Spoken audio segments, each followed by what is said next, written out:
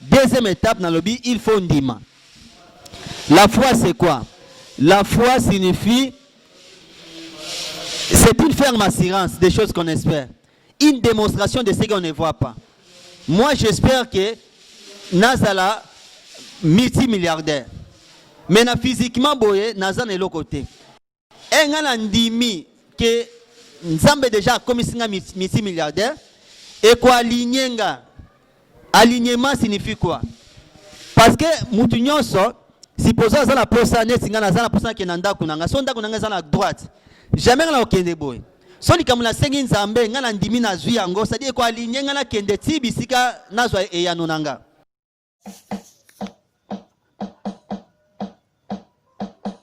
Bonjour à tous, c'est de la part de M. Trésor ici. Ikete Mbote Bisika Bozali, na sepel encore kutana devant Bino Bande Konanga au Bolandanga Tango Nyoso, na sepeli Bambote Bisika Bozali, et les autres autres de Likambo Etali, demander, croire et recevoir. Senga, Ndima, Pe Ozwa. Donc, Ezali, maman, Likambo te repartager. Alors, tu as un verset Tanga, tu as Marc chapitre 11, tu as verset 23, Tina 24. Natangi, Babi Jésus leur dit en vérité, si quelqu'un dit à cette montagne, il ne doute point en son cœur, mais croit que ce qu'il dit arrive, il le verra s'accomplir. C'est pourquoi je vous dis, tout ce que vous demanderez en priant, croyez que vous l'avez reçu et vous le verrez s'accomplir. Donc, Tolobi, demander, croire et recevoir. Alors, pour nous, olingi ozweya non a problème na yo. Ozana posa omona résultat les kambozo senga. Tolobi que za na 3 étapes pour na muta réaliser ba vie na ye.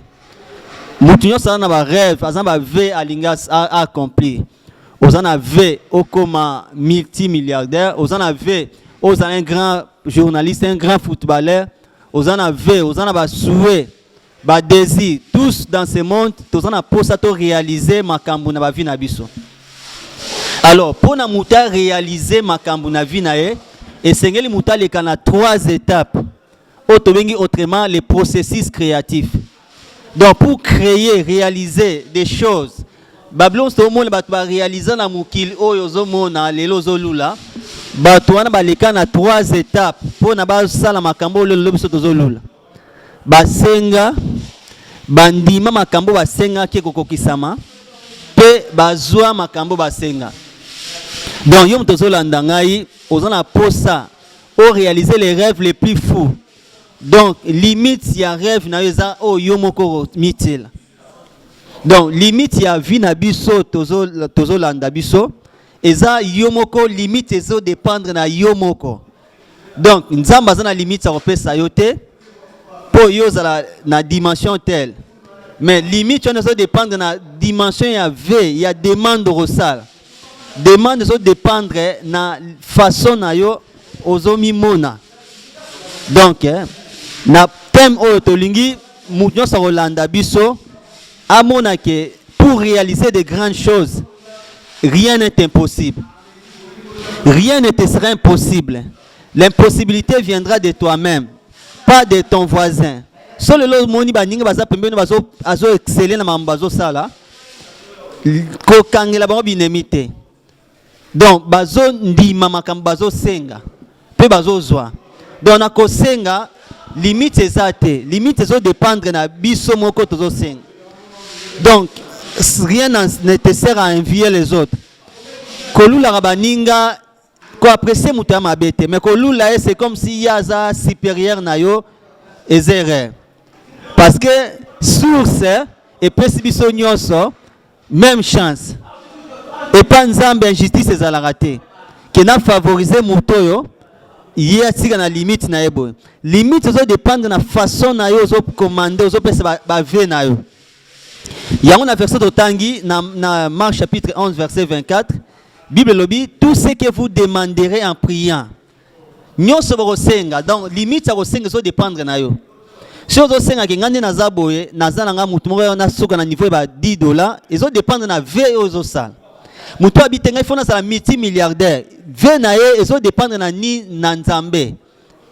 Parce que ko senga eza rôle ya biso, eza rôle en Nzambe te, rôle te ya être moins supérieur. Ils ont dépendre na biso. Donc, yom tozo landanga na lingi o mimona te ko tika batu na mokili. O mimona te ko za mutu pam. Parce que Nzambe apesi mutu son chance à réussir. Et ko dépendre est-ce qu'on a yo façon zo commander, zo dépendre, zo mona na commander pa Nzambe. Alors, première étape pour tokende na thème na biso na mbangu, première étape na lobby demander. Demander signifie quoi? Demander c'est d'abord c'est la part de l'homme. Ce n'est pas la part de Dieu. Parce que le verset là dit tout ce que vous demanderez, ce n'est pas Dieu qui demande. C'est moi qui demande. Tout ce que vous demanderez. Qu'est-ce que vous demandez? Si secondes zabo mutu nyos na mukilo asana ba rêve, ba demande à lingara à réaliser. Alors peut-être échouaka, kokisa ba étape to zolo belate si demander, croire et recevoir. Peut-être au sengaga, mais to mankaka. Mutu mo tolba kena sengate. Dans ce senga voyage et kokisa mate, tant que yo zala découragé, au senga libala, nzamba peso libala, c'est comme si nzamba yo karate, oh nzamba yo karane. Au senga nde na zabo il faut na zala puissant. Peut-être que na kokisa meliote, ce n'est pas dit que nzamba ou bien la pour bien yoka yote. Alors, si tu remplis 3 étapes pour tout le monde va venir à biso kokisa. Na lobi demander, demander signifie formuler votre souhait à Dieu. Qu'est-ce que vous voulez? Vous voulez quoi? La demande, ça dépend de votre sujet que vous voulez. Tous les gens, ils ont la demande de monter. Nous avons la demande, par exemple, à Bal. Et ça demande à Zanang. Nous avons la demande, fois la promotion à Moussala. Nous avons la demande, comme moi, nous avons la demande, Nazala, na ma révolution à la génération. Donc, nous avons comme à côté les madévots de milliers. Alors, demander signifie formuler votre vœu à Dieu. Tant nous avons un diplôme, et ça demande aux autres. Nous avons un poste à balle, et ça demande aux autres. Nous avons un poste à Moussa, la promotion, ça demande. Alors, demande, sur demander, première étape, demander. Si vous ne demandez pas, vous n'allez pas recevoir. Ne pensez pas que tout soit le baron Zamba yebi nyos atana sengita opesanga, non, c'est une erreur. Nzamba yebi nyos mais nzamba lobi bo seng. Donc oyeba nzamba empêcher auto seng. Dieu il est omniscient, il connaît tous nos pensées, il connaît nos soucis. Ayebi ba passe na biso ya mboka na biso ayebi ba minyoko bien sûr. Mais le même Dieu zo seng ngana auto seng. Il y a des gens abia nzamba yebi nenga atana sengita opesa, non, c'est erreur. Matthieu 7 salobi senga ba kopesa yo. Même Matthieu 7 sabiso senga ba kosa nini ba kopesa yo. Nzamba bibo senga, donc au senga eza volonté nzambe. Alors, deuxième étape. Soko sengi na verset d'Otangi na Marc chapitre 11 verset 24 babi tout ce que vous demanderez en priant. Quand vous demandez, il faut ndimaker aux yeux loko sengi. C'est ça le plus grand problème. Batube ba senga makambu mais ba ndima deuxième étape te. Asengi nzambe na ngina za mutu munene na génération nanga. Nzambe aboya ka demande mutazo sala te soki mutate kondima. Nzambe parle ba te yo demande sengele ki makasi na kokate non. Et pas nzamba za liziba oyo et pas na ekaukarate.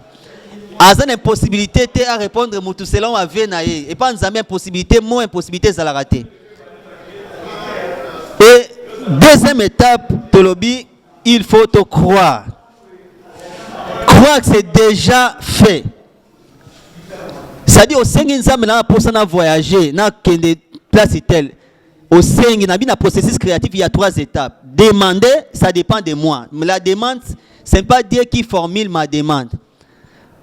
Moi je peux demander Dieu, je veux être un puissant dans ma génération.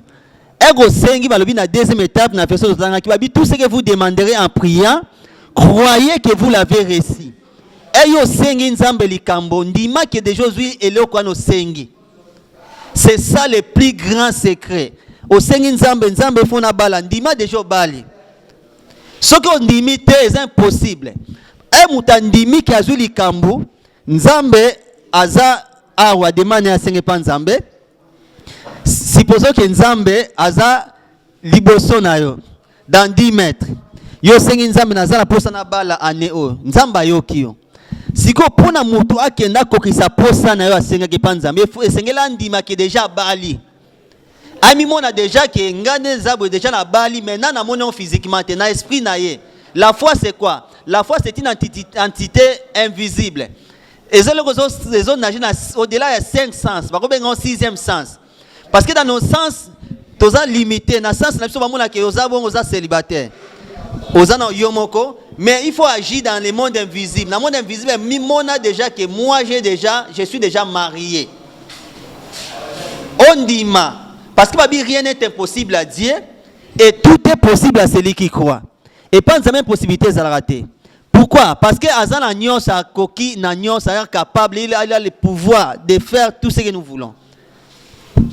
Alors nous tout ça autour mais ce que sont à senga likamoko boye parce que tout ça il faut senga likamoko mais nzamba ko loba pe non. Parce qu'il y a des questions ba ko mutako ba non, Dieu peut répondre aussi par non. Ah tolanda pe ba tout ça senga likamoko nzamba bité tant no kokite non. Oui, parce qu'il y a beaucoup de qui jamais ont posé cette question que Nzambe likambo senganga o sengi Nzambe Nzamba monike moi peso ezate mende yo pasteur yo berger évangéliste ozo baba tuke nyoso ba ko senga Nzamba ko pesa bango mais ba tuso baloba na biso ke soko sengi likambo eza la volonté Nzambe te parce que verset mo lobi si nous demandons quelque chose selon sa volonté ayoka biso mais yo lobi que soto sengi nyonso Nzamba ko pesa biso. Et la kisinine, est-ce que tu se contredire? Tu se contredire. Ça dit, pour nous réaliser ba posa na ye na vie na ye et sengi na ye asenga. Même si rêve est difficile. Asenga ke Nzambe na posa par exemple nazala multimilliardaire. Soka tse tembe na mutema na yete. Andimi ke nyoso asengi Nzamba pesier. Deuxième étape na lobby, il faut ndima. La foi c'est quoi? La foi signifie, c'est une ferme assurance des choses qu'on espère. Une démonstration de ce qu'on ne voit pas. Moi, j'espère que Nazala, multimilliardaire. Mais physiquement, boye, Nazala est l'autre côté. Et on a dit que Nzambe déjà comme multimilliardaire. Et quoi, alignement signifie quoi? Parce que Moutounion sort. Supposons que la personne est la personne qui est à droite. Jamais on a aucun boy. So li kamuna sengi Nzambe ngana ndimi na zui yango, c'est-à-dire quoi aligner ngana kende tibi sika nazwa eyanonanga. Mais muto atie tembe ke atana na senga Nzambe pe liboso na mona ndondre Nzambe pe na likamona ko Nzambe na senga simbate. C'est-à-dire déjà tu doute, ça ou annuler déjà semence au tac. Donc muto soka loni madesu azana posa lobi abuka madesu akopikola su madesu alonite muto atie tembe na likambo asengi na likambo na senga mingi ondre na Nzambe osala c'est-à-dire pikoli demande nae bato belé lelo bazo senga makambo ekokisama te parce que bazo tiaka tembe babi na mukanda Jacques muto azaka tembe aza na ndenge moko neti matite te paralipo na ebale matite te paranete parana mai eza bisika ekendaka bisika ezokende gauche ezokende droite. Lorsque vous sengez pas Nzambe, ndima que Nzambe apesi yo. Na troisième étape pour chiter, recevoir. Babi demander, croire et recevoir. Pour nos joies et loko sengez pas Nzambe. Siko batu batu na question, mais na sengez pas Nzambe. Et rosala tango boni. Pour na sengi libala, et rosala combien de temps? Il faut pena yeba. Na sengi Nzambe comme sanga mutu munene, est-ce que rolianga combien d'années? Ya kokokisama ezo dépendre ya ngana yote ngana tozana 2 étapes na senga quel que soit likamonga na lingi pas Nzambe possibilité zate na ndima ke na ju déjà likambo wana même si na monyo physiquement te na zela te na kondima na za lokola Thomas Yesu abisi Thomas esengo na mutamoni te kasandimi Thomas lobi na kondima ka te soki na moni Yesu a sécurité non posa Nzambe to za Thomas te to tsa tembe te na ndima ka so na moni non na ndima ke na ju likambo na yambo na moni te. Et la troisième étape, pour nous yango, timing ça dépend de l'angate. Parce que si on a la sengi Nzambe, nzambe moi bitanga kopesanga songa ngina ba tango place incrédité roya muso bitende na sengi nzambe lelo il faut kana zwa lelo non nzambe to ko manipuler te biso to senga to ndima to zwi eloko to sengi koko kisama nzambe za banzele bela koko kisemela biso makambo to sengi mais to c'est la tête to calculer nzambe na senga ki 2020 si la te il faut na bala ko na bali te nzambe za mabe non timing nzambe biso to kotiela etante biso to ndima ke na bali na zwa comportement mutabali nandima ki na komi multimilliardaire na zwa comportement muto déjà bonga na sali boko na zo kende malembe na posa o nga na senga ke panzambe mais koko kisame ata timing mutaye bazate donc pour na sa conclusion na chité na lobaki tous dans la thème na biso to partager demander croire et recevoir senga ko senga so dépendre na yo nyoso lingo senga panzambe albi tout ce que vous demanderez en priant nzamba za na capacité ya boya posa na yo